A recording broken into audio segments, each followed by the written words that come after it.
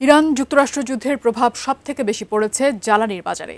তবে এই দুই পক্ষের যুদ্ধবিরতির ঘোষণায় কিছুটা স্বস্তির নিঃশ্বাস ফেলেছিল বিশ্বনেতারা। এই স্বস্তির মধ্যেও বাংলাদেশের জন্য রয়েছে দুঃসংবাদ। হরমুজ প্রণালী পার করতে পারেনি বাংলাদেশি জাহাজ। এমন অবস্থায় প্রশ্ন উঠেছে, তবে কি ভয়াবহ জ্বালানি সংকটের মুখে পড়তে যাচ্ছে বাংলাদেশ? বিস্তারিত জানাচ্ছেন রিশাম সাহাব। ইরান যুক্তরাষ্ট্র যুদ্ধের প্রভাব মারাত্মকভাবে পড়তে শুরু করেছে বাংলাদেশে। জ্বালানি সংকটের কারণে বাংলাদেশ সরকার কমিয়ে এনেছে অফিস আদালতের সময়সীমা, এমনকি শিক্ষা প্রতিষ্ঠানের পাঠদানও অনলাইনের মাধ্যমে নেওয়ার সিদ্ধান্ত নেওয়া হয়েছে। এছাড়াও তেলের সংকটের কারণে চরম ভোগান্তিতে পড়েছে দেশ। এর মধ্যেই আরেক দুঃসংবাদ পেল বাংলাদেশ। বাংলাদেশের পণ্যবাহী জাহাজ বাংলার জয়যাত্রা পার হতে পারেনি হরমুজ প্রণালী।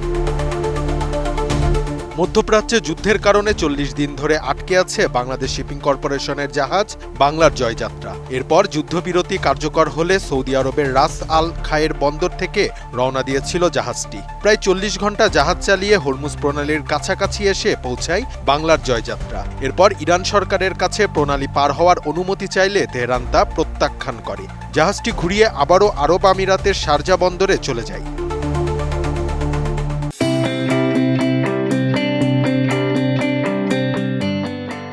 বিষয়টি নিশ্চিত করে বিএসসির পরিচালক মাহমুদুল মালেক বলেন, ইরান সরকারের দেওয়া নির্দেশনা মেনে হরমুজ প্রণালী পার হওয়ার অনুমতি চাওয়া হয়েছিল, তবে তারা তা প্রত্যাখ্যান করেছে। কূটনৈতিক চ্যানেলে অনুমতি আদায়ের প্রচেষ্টা এখনও চলছে। বাংলার জয়যাত্রা এখনও হরমুজের কাছাকাছি অবস্থান করছে। পরিস্থিতি বিবেচনা করে জাহাজটিকে আপাতত শারজার বন্দরে ফিরে যাওয়ার নির্দেশনা দেওয়া হয়েছে।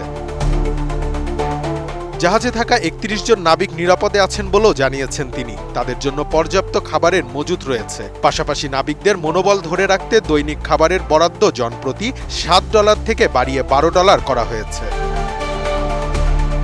ভারত থেকে পণ্য নিয়ে 2 ফেব্রুয়ারি হরমুজ প্রণালী পেরিয়ে পারস্য উপসাগরে প্রবেশ করে বাংলার জয়যাত্রা। পরে কাতারের একটি বন্দর থেকে স্টিল কয়েল বোঝাই করে 27 ফেব্রুয়ারি আরব আমিরাতে জেবেল আলী বন্দরে পৌঁছায় জাহাজটি। এরপর দিনই ইরানে হামলা চালায় যুক্তরাষ্ট্র ও ইসরায়েল। পাল্টা প্রতিক্রিয়ায় ইরান মধ্যপ্রাচ্যের মার্কিন স্থাপনায় হামলা চালালে সংঘাত দ্রুত ছড়িয়ে পড়ে। গত 11 মার্চ জেবেল আলী বন্দরে জাহাজটি থেকে পণ্য খালাস শেষ হয়। এরপর কুয়েতের একটি বন্দরে নতুন করে পণ্য বোঝাই করার সূচি ছিল জাহাজটির। তবে মধ্যপ্রাচ্যে যুদ্ধ পরিস্থিতি চলমান থাকায় ঝুঁকিপূর্ণ এলাকা ছেড়ে নিরাপদে জাহাজটি ফিরিয়ে আনার সিদ্ধান্ত নেয় বিএসসি। কিন্তু জাহাজটি হরমুজ প্রণালীর দিকে যাত্রা শুরু করলেও নিরাপত্তার কারণে শারজায় ফিরে যেতে বাধ্য হয়। জাহাজটি 37,000 টন সার নিয়ে দক্ষিণ আফ্রিকার কেপটাউনে যাওয়ার কথা ছিল।